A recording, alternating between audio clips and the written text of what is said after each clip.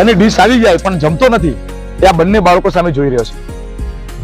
બાળકો જમ્યા બાદ આ માણસ સામે એક ભાવ સાથે જુએ છે અને ત્યાંથી વિદાય લે છે.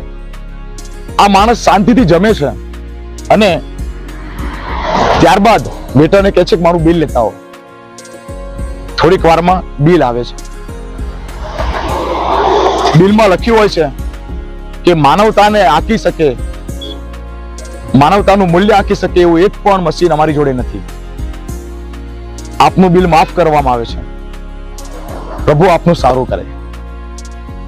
મિત્રો, લોકો આજે પણ સમજે છે કે સારા કાર્યો કરવા જોઈએ, પણ ક્યારે કરવા જોઈએ અને ક્યારથી કરવા જોઈએ, આ સૌથી મોટો પ્રશ્ન છે. જ્યાં પણ મળે સારા કાર્યોમાં હંમેશા નિમિત્ત બનો.